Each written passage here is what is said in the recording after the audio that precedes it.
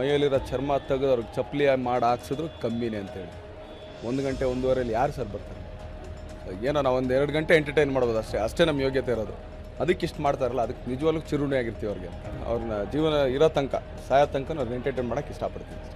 ಒಂದು ಕಾಲ ಇತ್ತು, ಒಂದಿಡೀ ದಿನ ನಿಂತು ಕೈ ಕುಲುಕುತ್ತಲೇ ಇದ್ರು ಅಭಿಮಾನಿ ಸಾಗರ. ಕೊನೆ ಆಗ್ತಿರ್ಲಿಲ್ಲ. ದಿನಗಟ್ಟಲೆ ನಿಲ್ಲುತ್ತಿದ್ದ ನಟ ದರ್ಶನ್ ಹುಟ್ಟುಹಬ್ಬಕ್ಕೆ ಶುಭ ಕೋರಲು ಬಂದ ಅಷ್ಟು ಅಭಿಮಾನಿಗಳನ್ನ ಪ್ರೀತಿಯಿಂದ ಮಾತನಾಡಿಸಿ ಕೈ ಕುಲುಕಿ ಖುಷಿ ಪಡಿಸಿ ಕಳಿಸ್ತಿದ್ರು.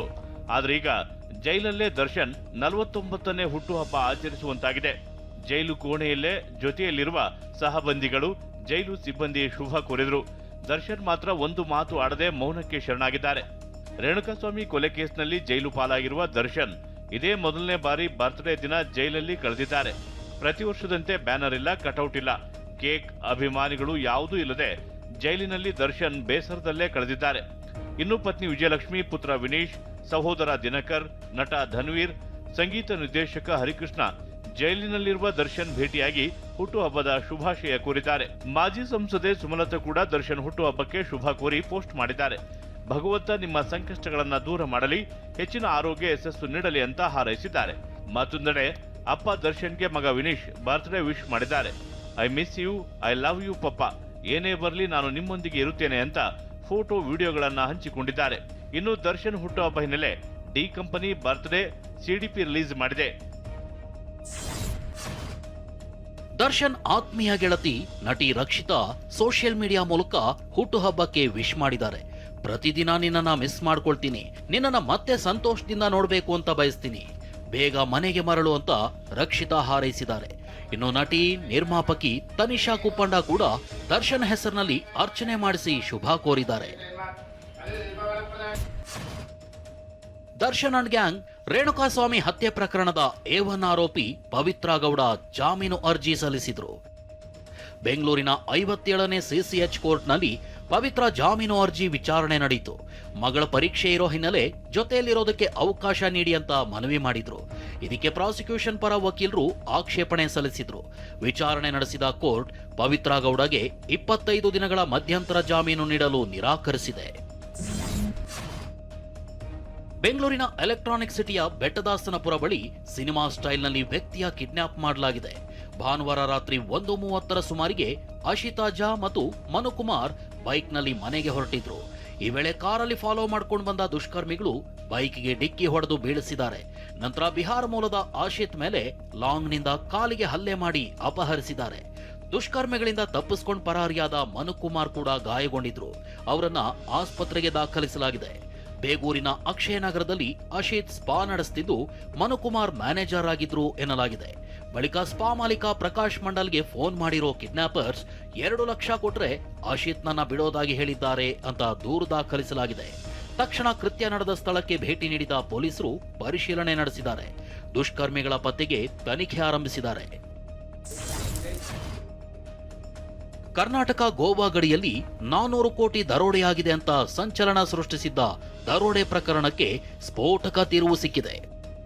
400 ಕೋಟಿ ದರೋಡೆ ಆಗಿದೆ ಅನ್ನೋದೇ ಸುಳ್ಳು ಅಂತ ಮಹಾರಾಷ್ಟ್ರ ಸರ್ಕಾರ ತನಿಖೆಗೆ ರಚಿಸಿದ್ದ SIT ತಂಡ ವರದಿ ಸಲ್ಲಿಸಿದೆ. 1 ತಿಂಗಳು ತನಿಖೆ ನಡೆಸಿ ದರೋಡೆಯೇ ನಡೆದಿಲ್ಲ ಅಂತ ವರದಿ ನೀಡಲಾಗಿದೆ. ನಾಸಿಕ್ ಪೊಲೀಸ್ ಠಾಣೆಗೆ ಸಂದೀಪ್ ಪಾಟೀಲ್ ನೀಡಿದ್ದ ದೂರು ಮತ್ತು ಹೇಳಿಕೆಯಲ್ಲಿ ವ್ಯತ್ಯಾಸವಿದೆ. ಪ್ರಕರಣದಲ್ಲಿ ಸಾಕ್ಷ್ಯಗಳ ಕೊರತೆ ಇದೆ. ಹೀಗಾಗಿ ಆರೋಪಿಗಳನ್ನ ಬಿಡುಗಡೆಗೊಳಿಸಿ ಅಂತ ಕೋರ್ಟ್ ಆದೇಶಿಸಿದೆ. ಇದರ ಬೆನ್ನಲ್ಲೇ ದೂರು ನೀಡಿದ್ದ ಸಂದೀಪ್ ಪಾಟೀಲ್ ವಿರುದ್ಧ ಕಾನೂನು ಕ್ರಮಕ್ಕೆ ಸಿದ್ಧತೆ ನಡೆದಿದೆ ಎನ್ನಲಾಗಿದೆ. ಈ ಪ್ರಕರಣದ ತನಿಖೆ ಸರಿಯಾಗ್ತಿಲ್ಲ ಅಂತ ಮೊನ್ನೆಯಷ್ಟೇ ದೂರುದಾರ ಶಂಕೆ ವ್ಯಕ್ತಪಡಿಸಿದ್ದ. ರೌಡಿ ಶೀಟರ್ ಬಿಕ್ಲು ಶಿವ ಕೊಲೆ ಪ್ರಕರಣದಲ್ಲಿ ಬಂಧನವಾಗಿರುವ ಆರೋಪಿ ಭೈರತಿ ಬಸವರಾಜ್ಗೆ ಸಿಐಡಿ ಅಧಿಕಾರಿಗಳಿಂದ ವಿಚಾರಣೆ ತೀವ್ರಗೊಂಡಿದೆ. ಬೆಂಗಳೂರಿನ ಕೆಆರ್ ಪುರಂ ಕ್ಷೇತ್ರದ ಬಿಜೆಪಿ ಶಾಸಕ ಭೈರತಿ ಬಸವರಾಜ್ ಬಳಸುತ್ತಿದ್ದ ಸೀಕ್ರೆಟ್ ಮೊಬೈಲ್ ಪತ್ತೆಗಾಗಿ ತನಿಖಾ ತಂಡ ಶೋಧಿಸಿದೆ. ಈ ಹಿಂದೆ ಕೊಲೆ ಆರೋಪಿ ಜಗ್ಗನ ಬಗ್ಗೆ ಗೊತ್ತೇ ಇಲ್ಲ ಅಂತ ಭೈರತಿ ಬಸವರಾಜ್ ಹೇಳಿಕೆ ದಾಖಲಿಸಿದ್ರು. ಈಗ ಶಾಸಕ ಭೈರತಿ ಮತ್ತು ರೌಡಿ ಜಗ್ಗನ ನಂಟಿಗೆ ಪ್ರಮುಖ ಸಾಕ್ಷಿ ಎನ್ನಲಾದ ಮೊಬೈಲ್ ಪತ್ತೆಗೆ ಸಿಐಡಿ ಬಲೆ ಬೀಸಿದೆ. ಇನ್ನು ಕೊಲೆ ಪ್ರಕರಣದಲ್ಲಿ ಆರೋಪಿಗಳಾಗಿರೋ ಕಿರಣ್ ಮತ್ತು ಜಗ್ಗನನ್ನ ಬಾಡಿ ವಾರಂಟ್ ಮೇಲೆ ವಶಕ್ಕೆ ಪಡೆಯಲು ಸಿಐಡಿ ಸಿದ್ಧತೆ ನಡೆಸಿದೆ.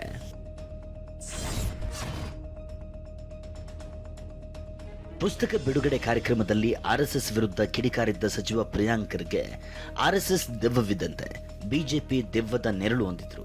ಅಲ್ಲದೆ RSS ಅಕ್ರಮವಾಗಿ ಹಣ ಸಂಗ್ರಹಿಸುತ್ತಿದೆ ಅಂತ ಗಂಭೀರ ಆರೋಪ ಮಾಡಿದರು. More than 2,500 organizations ನೆಟ್ವರ್ಕ್ ಇದೆ. ಅಮೆರಿಕ ಇರ್ಬೋದು, ಇಂಗ್ಲೆಂಡ್ ಇರ್ಬೋದು, ಅಲ್ಲೆಲ್ಲಿಂದ ದುಡ್ಡು ತಗೊಂಡು ನಾನು ಹೇಳ್ತಾ ಇದ್ದೀನಿ, these people are into money laundering. ಇವ್ರಿಗೆ ಎಲ್ಲಿಂದ ಬರ್ತಾ ಇದೆ ಸರ್ ಇಷ್ಟು ದುಡ್ಡು? RSS ಟೀಕಿಸಿದ ಸಚಿವ ಪ್ರಿಯಾಂಕ್ ಖರ್ಗೆ ವಿರುದ್ಧ ಕೇಂದ್ರ ಸಚಿವರಾದ ವಿ ಸೋಮಣ್ಣ ಹಾಗೂ HD ಕುಮಾರಸ್ವಾಮಿ ಕಿಡಿಕಾರಿದ್ದಾರೆ. RSS ಇಲ್ಲದಿದ್ರೆ ನೀವು ಇರ್ತಿರ್ಲಿಲ್ಲ, ನಿಮ್ಮ ಕುಟುಂಬವೇ ಇರ್ತಿರ್ಲಿಲ್ಲ, ಎಲ್ಲೋ ಒಂದು ಕಡೆ ದಿಕ್ಕಾಪಾಲಾಗ್ತಿದ್ರಿ ಅಂತ ಸೋಮಣ್ಣ ಹೇಳಿದ್ದಾರೆ. ಇನ್ನು ಪ್ರಿಯಾಂಕ್ ಖರ್ಗೆ ಹೇಳಿಕೆ ಬಗ್ಗೆ ಅವರ ಬಳಿ ದಾಖಲೆ ಇದೆಯಾ ಅಂತ HD ಕುಮಾರಸ್ವಾಮಿ ಪ್ರಶ್ನಿಸಿದ್ದಾರೆ. ಒಂದು ಸತ್ಯ, RSS ಇತಿಹಾಸ ನಿಮ್ಗೆ ಗೊತ್ತಿದ್ರೆ ನೀವು ಈ ರೀತಿ ಮಾತಾಡ್ತಾ ಇರಲ್ಲ. RSS ಇಲ್ಲ ಅಂದರೆ ನೀವು ಇರ್ತಾ ಇರಲ್ಲ, ನಿಮ್ಮ ಇಡೀ ಕುಟುಂಬನೇ ಇರ್ತಾ ಇರಲಿಲ್ಲ, ಎಲ್ಲ ಒಂದು ಕಡೆ ದಿಕ್ಕಾಪಾಲಾಗ್ತಾ ಇದ್ರಿ. ನೀವು ಏನು ಹೇಳಿಕೆ ಕೊಟ್ಟಿದ್ದೀರಿ, RSS ಪಕ್ಷ BJP ಪಕ್ಷದ ಬಗ್ಗೆ ಏನು ಟೀಕೆ ಮಾಡಿದ್ದೀರಿ, ನಿಮ್ಮ ಹತ್ರ ಇರ್ತಕ್ಕಂಥ ದಾಖಲೆ ಜನಗಳ ಮುಂದೆ ಇದೆ. RSS ದೆವ್ವ ಎಂದಿದ್ದ ಸಚಿವ ಪ್ರಿಯಾಂಕ್ ಖರ್ಗೆ ಹೇಳಿಕೆಯನ್ನ MLC BK ಹರಿಪ್ರಸಾದ್ ಸಮರ್ಥಿಸಿಕೊಂಡಿದ್ದಾರೆ. RSS ನೋಂದಣಿಯಾಗಿಲ್ಲ, ಹೀಗಾಗಿ ಅದು ಅದೃಶ್ಯ ಸಂಘಟನೆ, ಅದನ್ನ ಘೋಸ್ಟ್ ಅಂತ ಹೇಳಬೇಕಲ್ಲ ಎಂದಿದ್ದಾರೆ. ಈಗ ಅದು ಅದೃಶ್ಯ. ಅವರೇ ಮೋಹನ್ ಭಾಗವತ್ ಸಾಹೇಬರು ಹೇಳಿದ್ದಾರೆ, ಇದು ನೋಂದಾವಣೆ ಆಗಿಲ್ಲದೆ ಇರತಕ್ಕಂಥ ಸಂಘಟನೆ ಅಂತ. ಆಗಿರೋ ಸಂದರ್ಭದಲ್ಲಿ ಅವ್ರಿಗೆ ಏನಂತ ಕರಿತೀರಿ? ಗೋಸ್ಟ್ ಅಂತ ಇಂಗ್ಲೀಷಲ್ಲಿ ಹೇಳ್ತಾರೆ, ಗೋಸ್ಟ್ ಆರ್ಗನೈಸೇಷನ್ ಅಂತ. ಈ ಗೋಸ್ಟ್ ರೈಟರ್ ಅಂತ ಇರ್ತಾರೆ, ಗೊತ್ತಾ ನಿಮಗೆ? ಯಾರ್ದೋ ಹೆಸರಲ್ಲಿ ಇನ್ಯಾರೋ ಬರ್ದು ಕೊಡ್ತಾರೆ, ಅದನ್ನು ಓದ್ತಾರೆ, ಹಂಗೆ ನಡೀತಾ ಇದೆ. ಅವ್ರು ಹೇಳಿರೋದೇನು ತಪ್ಪೇನಿಲ್ಲ. ಇನ್ನು RSS ಮೇಲೆ ಮೊದಲು IT ದಾಳಿ ಆಗಬೇಕು ಅಂತ ಸಚಿವ ಶಿವರಾಜ್ ತಂಗಡಗಿ ಆಗ್ರಹಿಸಿದ್ದಾರೆ. ಬಾಗೇಪಲ್ಲಿ ಕಾಂಗ್ರೆಸ್ ಶಾಸಕರಾಗಿ SN ಸುಬ್ಬಾರೆಡ್ಡಿ ಆಯ್ಕೆ ಅಸಿಂಧು ಅಂತ ಹೈಕೋರ್ಟ್ ಆದೇಶಿಸಿದೆ. ಸುಬ್ಬಾರೆಡ್ಡಿ ಆಯ್ಕೆ ಅಸಿಂಧು ಕೋರಿ ಪರಾಜಿತ ಬಿಜೆಪಿ ಅಭ್ಯರ್ಥಿ ಸಿ ಮುನಿರಾಜು ಚುನಾವಣಾ ತಕರಾರು ಅರ್ಜಿ ಸಲ್ಲಿಸಿದ್ರು. ಈ ಸಂಬಂಧ ವಿಚಾರಣೆ ನಡೆಸಿದ ಕೋರ್ಟ್, ಚುನಾವಣಾ ಅಕ್ರಮ ಹಿನ್ನೆಲೆಯಲ್ಲಿ SN ಸುಬ್ಬಾರೆಡ್ಡಿ ಆಯ್ಕೆ ಅಸಿಂಧು ಅಂತ ನ್ಯಾಯಾಧೀಶ MGS ಕಮಲ್ ಅವರಿದ್ದ ಹೈಕೋರ್ಟ್ ಪೀಠ ಆದೇಶಿಸಿದೆ. SN ಸುಬ್ಬಾರೆಡ್ಡಿ ಅವರ ಆಯ್ಕೆಯನ್ನ ಅಸಿಂಧುಗೊಳಿಸಿದ ಆದೇಶವನ್ನ ಚುನಾವಣಾ ಆಯೋಗ ಮತ್ತು ವಿಧಾನಸಭೆ ಕಾರ್ಯದರ್ಶಿಗೂ ಕಳುಹಿಸಲು ಹೈಕೋರ್ಟ್ ಆದೇಶಿಸಿದೆ. ಇನ್ನು ಸಿ ಮುನಿರಾಜು ವಿಜಯಿ ಎಂದು ಘೋಷಿಸಲು ಹೈಕೋರ್ಟ್ ನಿರಾಕರಿಸಿದೆ. ಕಳ್ಳರು ಪೊಲೀಸ್ ಯೂನಿಫಾರ್ಮ್ನಲ್ಲಿ ಮನೆಯೊಂದಕ್ಕೆ ನುಗ್ಗಿ 20 ಲಕ್ಷ ನಗದು, ಅರ್ಧ ಕೆಜಿ ಚಿನ್ನ ದರೋಡೆ ಮಾಡಿದ್ದಾರೆ. ಬೆಂಗಳೂರಿನ ಬ್ಯಾಡರಹಳ್ಳಿ ಠಾಣಾ ವ್ಯಾಪ್ತಿಯ BL ಬಡಾವಣೆಯಲ್ಲಿ ಈ ಘಟನೆ ನಡೆದಿದೆ. ಖಾಸಗಿ ಕಾರ್ನಲ್ಲಿ SI ಯೂನಿಫಾರ್ಮ್ನಲ್ಲಿ ಬಂದ ಓರ್ವ ವ್ಯಕ್ತಿ ಹೊಂಬಾಳೆಗೌಡ ಎಂಬುವರ ಮನೆಗೆ ಎಂಟ್ರಿ ಕೊಟ್ಟಿದ್ದಾನೆ. ಜೊತೆಗೆ ಕ್ರೈಮ್ PC ರೀತಿ ಬ್ಯಾಗ್ ಹಾಕಿಕೊಂಡು ಮತ್ತೊಬ್ಬ ಎಂಟ್ರಿ ಆಗಿದ್ದಾನೆ. ಪತ್ನಿ ಮತ್ತು ಮೊಮ್ಮಗಳ ಜೊತೆ ಇದ್ದ ಒಂಬೇಗೌಡನಿಗೆ ಗನ್ ಚಾಕು ತೋರಿಸಿದ ಕಳ್ಳರು 20 ಲಕ್ಷ ನಗದು, ಅರ್ಧ ಕೆಜಿ ಚಿನ್ನ ದರೋಡೆ ಮಾಡಿದ್ದಾರೆ. ಮನೆಯಲ್ಲಿದ್ದ CCTV DVR ಹಾಗೂ ಹೊಂಬಾಳೆಗೌಡನ ಪತ್ನಿಯ ಮೊಬೈಲ್ ಅನ್ನ ಕಸಿದು ಕಳ್ಳರು ಎಸ್ಕೇಪ್ ಆಗಿದ್ದಾರೆ. ಕಳ್ಳರಿಗೆ ಹೆದರಿದ ಒಂಬೇಗೌಡ ಪತ್ನಿಯ ಮಾಂಗಲ್ಯ ಬೇಕಾದರೂ ತಗೊಳ್ಳಿ ಎಂದಿದ್ದಾರೆ. ಆದರೆ ಕಳ್ಳರು ಮಾಂಗಲ್ಯ ಸರ ಬೇಡ ಅಂತ ಬಿಟ್ಟು ಹೋಗಿದ್ದಾರೆ. ಈ ಖತರ್ನಾಕ್ ಕಳ್ಳರು ಯಲಹಂಕ ಠಾಣೆಯ ಪೊಲೀಸರು ಅಂತ ಹೇಳಿಕೊಂಡು ಈ ಕೃತ್ಯ ನಡೆಸಿದ್ದಾರೆ. ಬ್ಯಾಡರಹಳ್ಳಿ ಪೊಲೀಸ್ ಠಾಣೆಯಲ್ಲಿ ಈ ಸಂಬಂಧ ಪ್ರಕರಣ ದಾಖಲಾಗಿದೆ. ಬೆಂಗಳೂರಿನ PGಗಳ ಪರಿಶೀಲನೆಗೆ ಹೈಕೋರ್ಟ್ ಸೂಚನೆ ನೀಡಿದೆ. GBA ವೈದ್ಯಾಧಿಕಾರಿ, ನಗರ ಯೋಜನೆ ಅಧಿಕಾರಿಗಳು ಫೆಬ್ರವರಿ 18ರಿಂದ 2 ವಾರಗಳ ಕಾಲ ಲೈಸೆನ್ಸ್ ನಿಯಮ ಪಾಲಿಸುತ್ತಿರುವ ಬಗ್ಗೆ ಪರಿಶೀಲನೆ ನಡೆಸುವಂತೆ ಹೈಕೋರ್ಟ್ ಸೂಚಿಸಿದೆ. ಈ ಹಿಂದೆ PGಗಳ ಸ್ವಚ್ಛತೆ, ಸುರಕ್ಷತೆ, CCTV ಸೌಲಭ್ಯಗಳ ಬಗ್ಗೆ ನಿಯಮ ರೂಪಿಸಿದ್ದ GBA ಈ ನಿಯಮ ಪಾಲಿಸದ PGಗಳಿಗೆ ನೋಟಿಸ್ ಜಾರಿ ಮಾಡಿತ್ತು. GBA PGಗಳಿಗೆ ನೋಟಿಸ್ ನೀಡಿದ್ದನ್ನು ಪ್ರಶ್ನಿಸಿ PG ಅಸೋಸಿಯೇಷನ್ ಹೈಕೋರ್ಟ್ಗೆ ರಿಟ್ ಅರ್ಜಿ ಸಲ್ಲಿಸಿತ್ತು. ಅರ್ಜಿ ವಿಚಾರಣೆ ನಡೆಸಿದ ಹೈಕೋರ್ಟ್ ಬೆಂಗಳೂರಿನ PGಗಳ ಪರಿಶೀಲನೆಗೆ ಆದೇಶಿಸಿದೆ. ಶಾಲೆಗಳಲ್ಲಿ ಶಾಲಾ ಮಕ್ಕಳ ಹಾಜರಾತಿಗೆ ಸರ್ಕಾರ ಫೇಸ್ ರೆಕಗ್ನಿಷನ್ ಕಡ್ಡಾಯಗೊಳಿಸಿದೆ. 2026-27ನೇ ಸಾಲಿನಿಂದಲೇ ಶಾಲೆಗಳಲ್ಲಿ ಈ ತಂತ್ರಜ್ಞಾನ ಜಾರಿಯಾಗಲಿದೆ. ಅನುದಾನಿತ ಮತ್ತು ಸರ್ಕಾರಿ ಶಾಲೆಗಳಲ್ಲಿ ಫೇಸ್ ರೆಕಾಗ್ನಿಷನ್ ಕಡ್ಡಾಯ ಮಾಡಲಾಗಿದ್ದು, ಒಟ್ಟು 2,16,00,000 ವೆಚ್ಚದಲ್ಲಿ ಈ ತಂತ್ರಜ್ಞಾನ ಅಭಿವೃದ್ಧಿಪಡಿಸಲಾಗಿದೆ. ಮೇ ತಿಂಗಳೊಳಗೆ ಎಲ್ಲಾ ಶಾಲೆಗಳಲ್ಲಿ AI ಮೊಬೈಲ್ ಆಪ್ ಅನುಷ್ಠಾನ ಮಾಡಲಾಗುತ್ತೆ.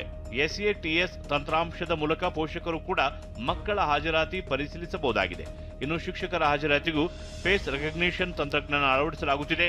ಈ ಮೂಲಕ ಶಿಕ್ಷಕರ ಹಾಜರಾತಿ ಕಳ್ಳಾಟಕ್ಕೆ ಬ್ರೇಕ್ ಹಾಕಲು ಸರ್ಕಾರ ಮುಂದಾಗಿದೆ. ಬೆಂಗಳೂರಿನಲ್ಲಿ 22 ಕ್ಯಾರೆಟ್ನ 1 ಗ್ರಾಂ ಚಿನ್ನದ ದರ ನಿನ್ನೆ 14,460 ಇತ್ತು. ಇಂದು 14,340 ಆಗಿದೆ. 24 ಕ್ಯಾರೆಟ್ 1 ಗ್ರಾಂ ಚಿನ್ನದ ಬೆಲೆ ನಿನ್ನೆ 15,775 ಇತ್ತು. ಇಂದು 15,644 ಆಗಿದೆ.